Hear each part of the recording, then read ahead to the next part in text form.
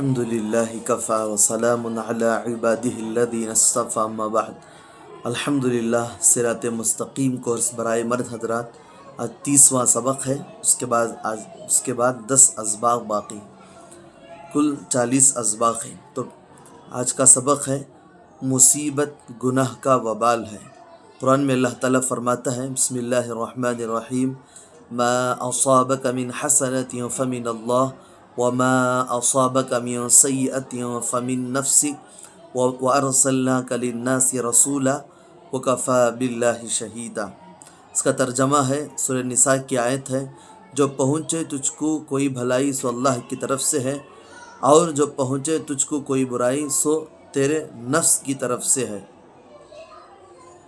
فائدہ: انسان کو چاہیے کہ نیکی کو حق تعالی شانہ کا فضل اور احسان سمجھے، اور سختی اور برائی کو اپنے اعمال کی شامت سمجھے۔ تو جو کچھ بھی مصیبت و بلائیں وبا پھیلتی ہے تو انسان کے برے اعمال کا نتیجہ ہوتی ہے، تو انسان اپنے اعمال سے توبہ کرنا چاہیے۔ فلاں گناہ کے وجہ سے اللہ تعالیٰ کئی مصیبتیں نازل فرماتے ہیں، اور حدیث میں بھی اللہ کے رسول صلی اللہ علیہ وسلم نے بعض خاص گناہوں کے لیے بعض مصیبتوں کا، بیماریوں کا، حوادثوں کا ذکر فرمایا ہے۔ تو اسی لیے انسان ہمیشہ اللہ تعالیٰ سے توبہ کرتے رہنا چاہیے، استغفار کرتے رہنا چاہیے۔ اللہ تعالیٰ معاف کر دیتے ہیں، اور اس کے بدلے اللہ تعالیٰ رحمتوں کا، برکتوں کا نزول فرماتے ہیں۔ حدیث شریف انسان کا انجام۔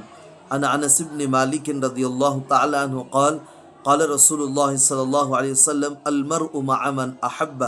ترمذی شریف کی روایت ہے، سیدنا حضرت انس بن مالک رضی اللہ عنہ فرماتے ہیں کہ رسول اللہ صلی اللہ علیہ وسلم نے ارشاد فرمایا، آدمی اسی کے ساتھ ہوگا جس سے اس نے محبت کی۔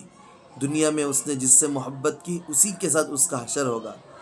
تو اس حدیث کے روشنی میں سمجھ لیجئے گا، ہم جس کے ساتھ محبت کرتے ہیں، ان کا طریقہ، ان کے رنگ ڈھنگ، اللہ کل قیامت کی انہی کے ساتھ حشر کریں گے۔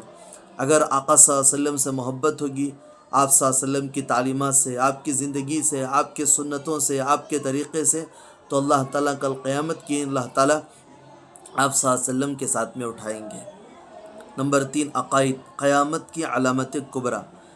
گزشتہ سبق میں بتایا گیا کہ قیامت کی چھوٹی چھوٹی علامتیں ہیں، اب بڑی علامتیں کیا ہیں؟ وہ نشانیاں جس کی نسبت حضور صلی اللہ علیہ وسلم نے خبر دی ہے، وہ قیامت کے قریب ظاہر ہوں گے، جیسے امام مہدی کا ظہور ہوگا، دجال کا خروج، حضرت عیسیٰ علیہ السلام کا آسمان سے نزول، اور یاجوج ماجوج اور دابۃ الارض کا خروج وغیرہ۔ نمبر 1، ظہور مہدی۔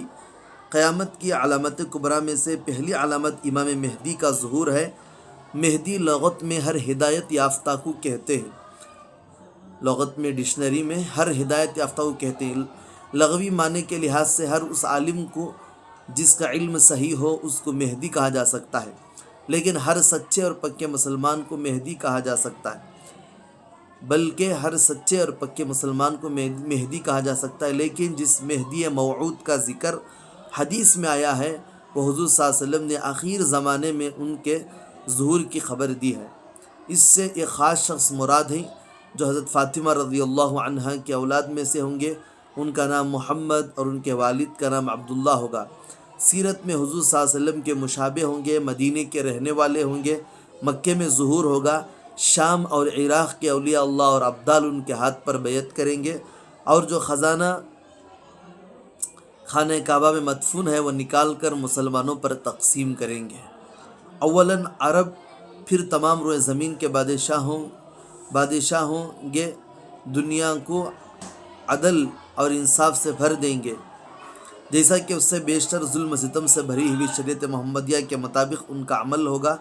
امام مہدی کے زمانے میں دجال نکلے گا، اور انہی کے زمانے بادشاہت میں عیسیٰ علیہ السلام آسمان سے دمشق کے مشرقی منارے پر عصر کی نماز کے قریب نازل ہوں گے۔ امام مہدی کے پیچھے نماز ادا کریں گے۔ امام مہدی نصارہ سے جہاد کریں گے اور قسطنطنیہ کو فتح کریں گے۔ یہ تمام باتیں احادیث میں اللہ کے رسول صلی اللہ علیہ وسلم نے بتائی ہے، تو ایک مسلمان کو ان تمام باتوں پر عقیدہ رکھنا ضروری اور واجب ہے۔ نمبر 4، مسائل و احکام۔ نفل نمازیں۔ 5 فرض نمازوں کے علاوہ کچھ خاص اوقات یا خاص مقاصد کے لیے نفل نمازوں کی فضیلت بھی احادیث مبارکہ میں آئی ہیں، جن میں سے معروف یہی نمبر 1 نماز تہجد، اس کا بہترین وقت رات کا آخری حصہ ہے، صبح صادق سے پہلے کا ہے۔ آپ صلی اللہ علیہ وسلم کا معمول 8 رکعت کا تھا۔ یہ نماز آپ صلی اللہ علیہ وسلم کے لیے فرض تھی، امت کے لیے نفل اور انتہائی بافضیلت نماز ہے۔ تہجد کے بہت سارے فضائل احادیث میں وارد ہوئے، تو اسی لیے کم سے کم معمول بنا لیں، 2 رکعت ہی کیوں نہ ہو، تہجد پڑھنے کا اہتمام کریں۔ نمبر 2 اشراق، اس کا وقت سورج طلوع ہو کر کچھ بلند ہونے سے لے کر تقریباً 2.5 گھنٹے تک 4 یا 2 رکعتیں ہیں اشراق کی نماز کی۔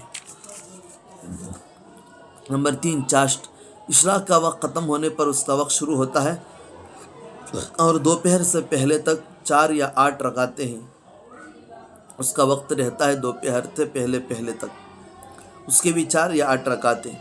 نمبر 4 اوابین، مغرب کے فرض سنتوں کے بعد 4 سے لے کر 20 رکعت تک نوافل کی ادائیگی نماز اوابین کہلاتی ہے۔ نمبر 5 نماز توبہ، عمومی گناہوں پر یا کسی خاص گناہ پر اپنی توبہ کو مؤثر بنانے کے لیے 2-4 رکعت نماز توبہ پڑھ کر خوب گڑ گڑا کر معافی مانگی جائے، یہ کوئی وقت متعین نہیں۔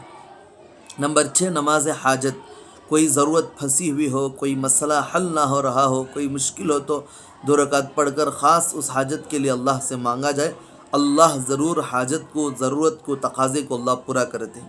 نمبر 7 نماز استخارہ، کسی مسئلے میں بات ایک طرف نہ لگ رہی ہو، رائے میں استحکام نہ ہو، مضبوطی نہ ہو، نفع و نقصان واضح نہ ہو رہا ہو، تو 2 شقوں میں سے دو باتوں میں سے ایک کے تعین میں اللہ سے مدد مانگنے کے لیے یہ نماز ہے۔ اس میں 2 رکعت یکسوئی کے وقت مثلا سوتے وقت پڑھ کر مسنون دعا استخارہ پڑھی جاتی ہے۔